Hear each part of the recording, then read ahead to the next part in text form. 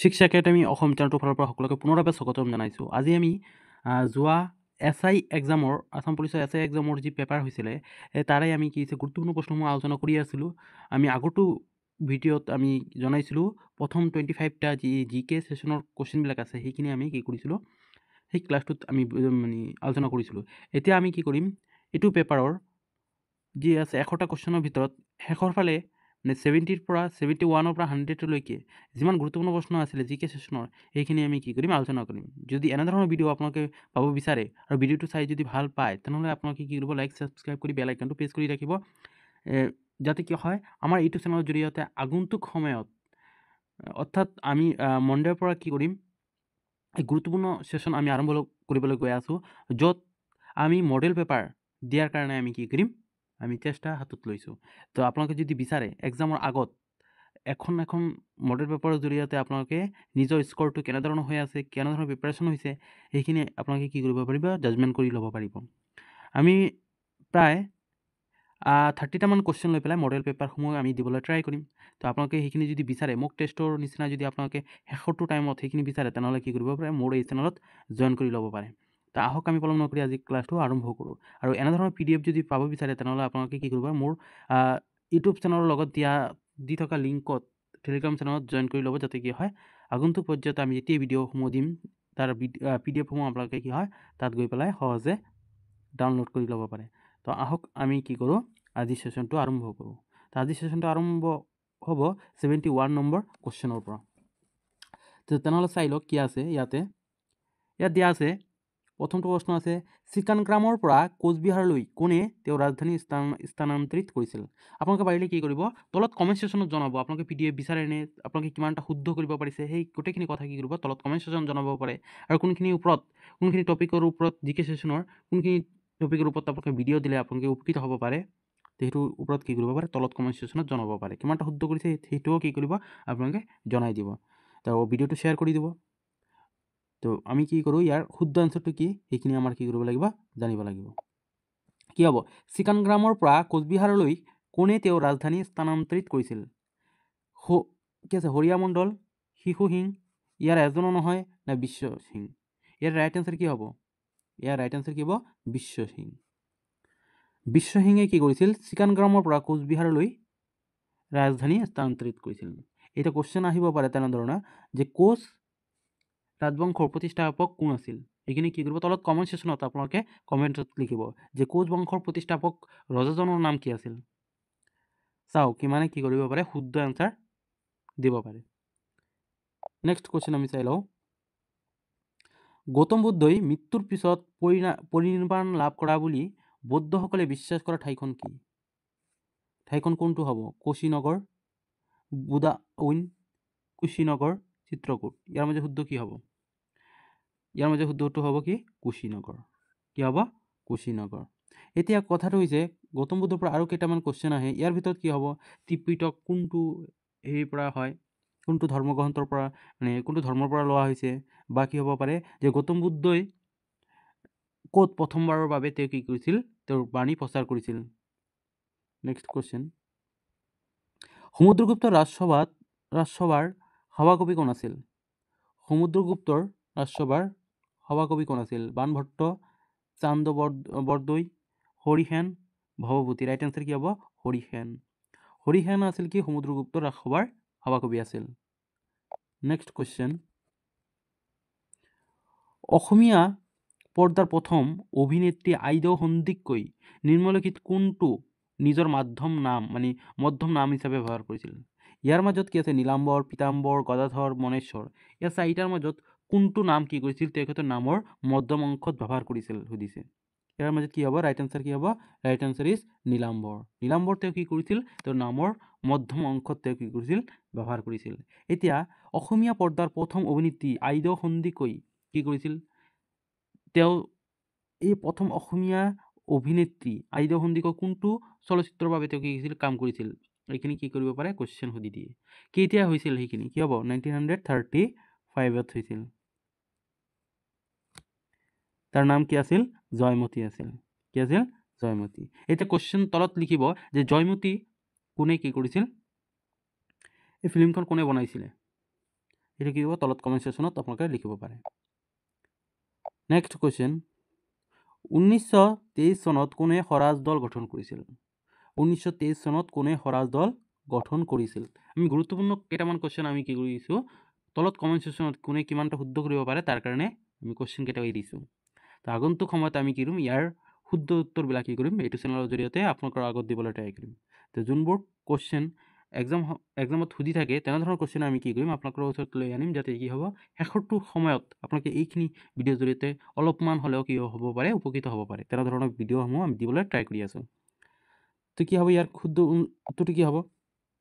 কি কৈছে ইয়াতে দিয়া আছে, 1923 চনত কোনে স্বৰাজ দল গঠন কৰিছিল?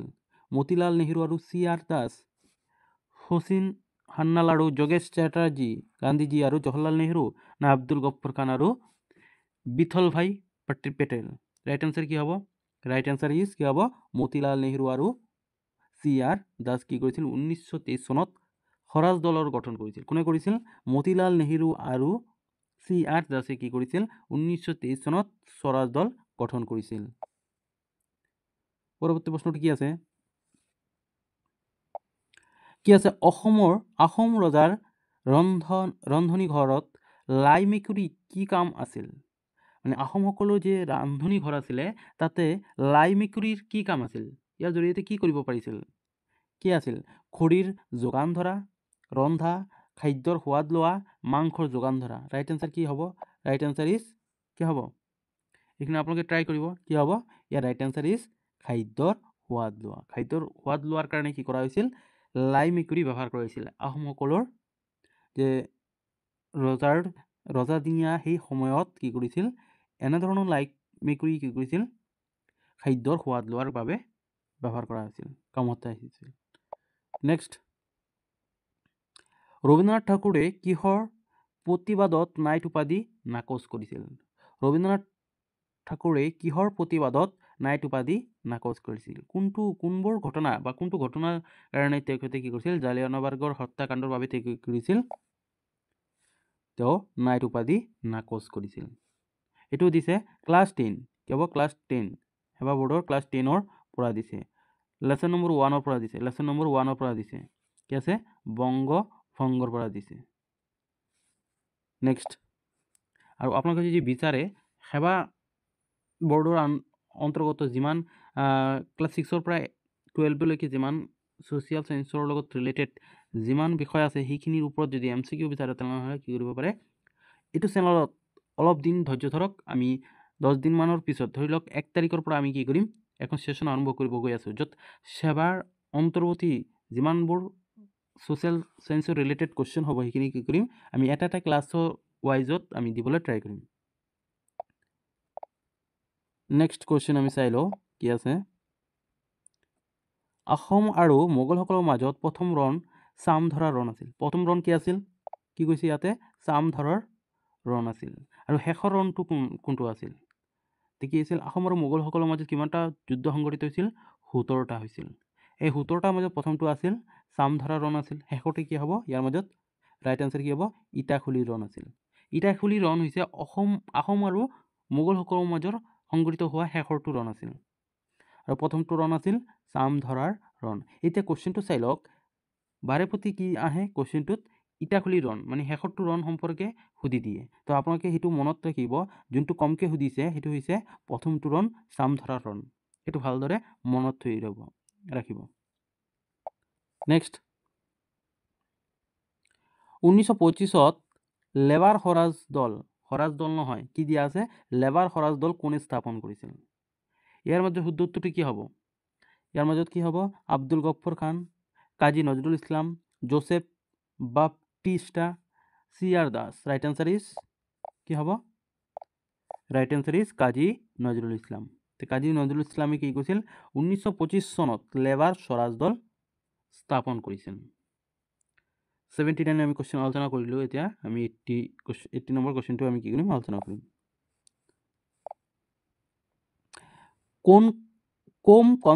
কন্তং আৰু কাম্মাং কোন জনগোষ্ঠীৰ মহিলাৰ ঐতিহ্যবাহী সাজ পোছাক?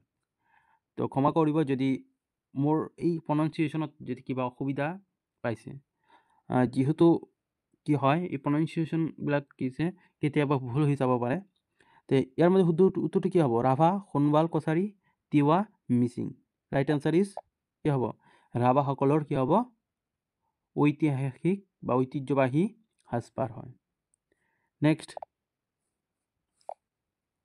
কোন চনত নাগালেণ্ড অসমৰ পৰা পৃথক হৈছিল কোন চনত নাগালেণ্ড অসমৰ পৰা পৃথক হৈছিল কি হ'ব ইয়াৰ শুদ্ধ উত্তৰটো সকলো পাৰিব চাগে কি হ'ব 1963 কি হৈছিল অসমৰ পৰা নাগালেণ্ড পৃথক ৰাজ্য হিচাপে স্বীকৃতি পাইছিল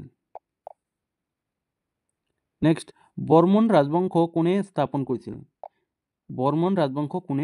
কৰিছিল ভাস্কৰ বৰ্মন সমুদ্ৰ বৰ্মন পুষ্য বৰ্মন ইয়াৰ এজনো নহয় ৰাইট আনচাৰ কি হ'ব ৰাইট আনচাৰ হ'ব পুষ্য বৰ্মনে কি কৰিছিল বৰ্মন বংশ প্ৰতিষ্ঠা কৰিছিল প্ৰায় 350ৰ ওচৰে পাজৰে তেওঁ কি কৰিছিল পুষ্য বৰ্মন বংশ প্ৰতিষ্ঠা কৰিছিল আৰু 650লৈকে সেইখিনি চলিছিল 300ৰ পৰা কি হৈছে 600লৈকে 350ৰ পৰা কি কৰিছিল 650লৈকে এইখিনি চলিছিল আৰু ইয়াৰ মাজত কি হ'ব ইয়াৰ মাজত ভাস্কৰ বৰ্মন আছিল কি তো এখন গুৰুত্বপূৰ্ণ ৰজা আছিল বৰ্মন ৰাজবংশৰ আৰু তেখেতক কি কোৱা হৈছিল কুমাৰ ভাস্কৰ বৰ্মন বুলি কোৱা হৈছিল কি আছিল তেখেতক কুমাৰ বুলি কোৱা হৈছিল কুমাৰ ৰজা বুলি কোৱা হৈছিল কাৰণ তেখেত বিবাহ কৰা নাছিল আৰু তেওঁ কি কৰিছিল আৰু কেইটামান কাম কৰিছিল তেওঁ হৰ্ষবৰ্ধনৰ লগত কি কৰিছিল দক্ষিণ ভাৰতৰ কি আছিল তেওঁ হৰ্ষবৰ্ধনৰ লগত কি কৰিছিল তেওঁ বন্ধুত্ব স্থাপন কৰিছিল নেক্সট কোৱেশ্চন নিম্নলিখিতসকলৰ কোনজন ভাৰতৰ প্ৰথমগৰাকী গভৰ্ণৰ জেনেৰেল আছিল কি হ'ব ইয়াৰ মাজত Lord Dalhousie Lord Cornwallis Lord William Bentinck ইয়াৰ এজনো নহয় কি হ'ব ৰাইট আনচাৰ কি হ'ব right answer is Lord William Bentinck কি আছিল ভাৰতৰ প্ৰথমগৰাকী গভৰ্ণৰ জেনেৰেল আছিল কামৰূপৰ প্ৰথমগৰাকী মুছলিম আক্ৰমণকাৰী কোন আছিল মহম্মদ বখতিয়াৰ খিলজী মহম্মদ ঘুৰি মিৰ্জুমলা ইয়াৰ এজনো নহয় ৰাইট আনচাৰ কি হ'ব 1226 চনত সৰি 1226 চনত ঠিক আছে এইটো অলপ মনত পেলাব লাগিব কি হ'ব ইয়াৰ শুদ্ধ উত্তৰটো হ'ব মহম্মদ বখতিয়াৰ খিলজী কৈ গৈছিল প্ৰথম মুছলিম আক্ৰমণকাৰী আছিল পৰৱৰ্তী প্ৰশ্নত কি দিয়া আছে চাই লওঁ স্বৰাজ শব্দটো প্ৰথমবাৰৰ বাবে দাদাভাই নৰোজীয়ে ব্যৱহাৰ কৰা কংগ্ৰেছ অধিৱেশন হোৱা চন আৰু স্থান আছিল ক'ত হৈছিল আৰু কেতিয়া হৈছিল স্বৰাজ শব্দটো প্ৰথমবাৰৰ বাবে দাদাভাই নৰোজীয়ে কি কৰিছিল ব্যৱহাৰ কৰিছিল কংগ্ৰেছ অধিৱেশনত সেই অধিৱেশনটো কেতিয়া আৰু ক'ত অনুষ্ঠিত হৈছিল ৰাইট আনচাৰ কি হ'ব কলিকতাত হৈছিল কিমান চনত যেতিয়া কি হৈছিল বংগভংগ হৈছিল 1905 চনত হৈছিল 16 ফেব্ৰুৱাৰী আছিল আৰু কি কৰিছিলে 1906 চনত কলিকতাত তো স্বৰাজ শব্দটো প্ৰথমবাৰৰ বাবে দাদাভাই নৰোজীয়ে কি কৰিছিল কংগ্ৰেছৰ অধিৱেশনত উত্থাপন কৰিছিল বা এইখিনি কি হৈছিল প্ৰয়োগ কৰিছিল নেক্সট ৰজা হৰ্ষবৰ্ধনৰ পিতৃৰ নাম কি আছিল প্ৰভাকৰ বৰ্ধন ভাস্কৰ বৰ্ধন জয়বৰ্ধন মহাবৰ্ধন ৰাইট আনচাৰ কি হ'ব প্ৰভাকৰ বৰ্ধন নেক্সট কোৱেশ্চন হিন্দু মহাসভা 1915 চনত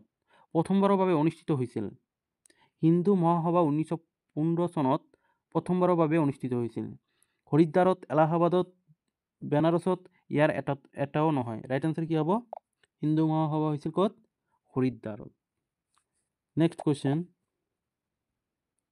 কামাখ্যা মন্দিৰ কোনে পুনৰ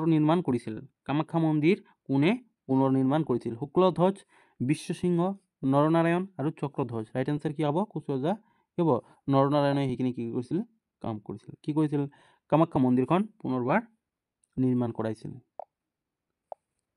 নেক্সট শ্ৰীমন্ত শংকৰদেৱৰ মাতৃ নাম কি আছিল খেৰসূতী সত্যসন্ধা দেৱী পাৰ্বতী ইয়াৰ এজনো নহয় কি হ'ব ৰাইট আনচাৰ এইটো কি হ'ব সকলোৱে পাৰিব লাগে ৰাইট আনচাৰ কি হ'ব সত্যসন্ধা আছিল শ্ৰীমন্ত শংকৰদেৱৰ মাতৃ আছিল নেক্সট কোৱেশ্চন আমি চাই লওঁ কি আছে ৰাণী এলিজাবেথৰ কোনগৰাকী ৰাষ্ট্ৰদূতে গুজৰাট গুজৰাটত বাণিজ্য কৰিবলৈ ফৰমান বিচাৰি আকবৰৰ ৰাজসভালৈ আহিছিল। ৰাণী এলিজাবেথৰ কোনগৰাকী ৰাষ্ট্ৰদূতে গুজৰাটত বাণিজ্য কৰিবলৈ ফৰমান বিচাৰি আকবৰৰ ৰাজসভালৈ আহিছিল? ছাৰ টমাছ ৰ, উইলিয়াম হকিন্স, জন মিল্ডেন হল, ইয়াৰ এজনো নহয়। ৰাইট এনচাৰ কি হ'ব? ৰাইট এনচাৰ কি হ'ব? জন মিল্ডেন হল। এইটো কি হ'ব? ৰাইট এনচাৰ হ'ব। তো মোষ্ট ইম্পৰ্টেণ্ট কুৱেশ্যন হয় এইখিনি। যিসকল DME দিব, DME এক্সাম দিব, সেইসকলৰ কাৰণে কিন্তু এইটো কি হয়? মোষ্ট ইম্পৰ্টেণ্ট কুৱেশ্যন হয়। নেক্সট কুৱেশ্যন আমি চাই লওঁ। অসম এছ'চিয়েশ্যনৰ প্ৰথম সভা কেতিয়া আৰু ক'ত হৈছিল? অসম এছ'চিয়েশ্যনৰ প্ৰথম আছাম এছ'চিয়েশ্যনৰ প্ৰথম সভা কেতিয়া আৰু ক'ত হৈছিল? ৰাইট এনচাৰ কি হ'ব? 1905 চন ডিব্ৰুগড়ত, 1904 চন গুৱাহাটীত, 1905 চন লখিমপুৰত, 1904 চন যোৰহাটত। ৰাইট এনচাৰ কি হ'ব? ডিব্ৰুগড়ত হৈছিল। কেতিয়া? 1905 চনত, যেতিয়া বংগ বিভাজন অনুষ্ঠিত হৈছিল। যোনটো চনত কি আছিল? 1905 চনত। সেই সময়তে কি হৈছিল? আছাম এছ'চিয়েশ্যনৰ প্ৰথম সভা অনুষ্ঠিত হৈছিল। নেক্সট কুৱেশ্যন কি আছে? স্বাধীন অসমৰ প্ৰথমগৰাকী ৰাজ্যপাল কোন আছিল? স্বাধীন অসমৰ প্ৰথমগৰাকী ৰাজ্যপাল কোন আছিল? বহুতো এক্সামত কি দিছে? সেইটো কুৱেশ্যন দিছে অলৰেডি। তো এইটো কি কৰিব? আপোনালোকে চাই যাব। কি হ'ব? কোন হ'ব? ফখৰুদ্দিন আলী আহমেদ, ছাৰ ছাদুল্লাহ, ছাৰ আকবৰ হাইদাৰী, ইয়াৰ এজনো নহয়। ৰাইট এনচাৰ কি হ'ব? Right answer is C, sir Akbar Hydari. Next question চাই লওঁ। অসমত ব্ৰিটিছ শাসনৰ বিৰোধিতা কৰা প্ৰথমগৰাকী ব্যক্তি কোন আছিল? পিয়লি বৰফুকন, গোমধৰ কোঁৱৰ, মণিৰাম দেৱান, জীউৰাম দুলীয়া বৰুৱা। এইটো ক্লাছ 10ৰ পৰাই দিছে। ক্লাছ 10ৰ কিতাপটো ভালদৰে, সেইটো কাৰণে কি হ'ব? সকলোৱে পঢ়ি যাব এবাৰ হ'লেও। পাৰিলে কি কৰিব? তাৰ পৰা কুৱেশ্যন দিয়াৰ চান্সেছ অধিক সংখ্যক থাকে। ইয়াৰ মাজত শুদ্ধ উত্তৰটো কি হ'ব? কি হ'ব?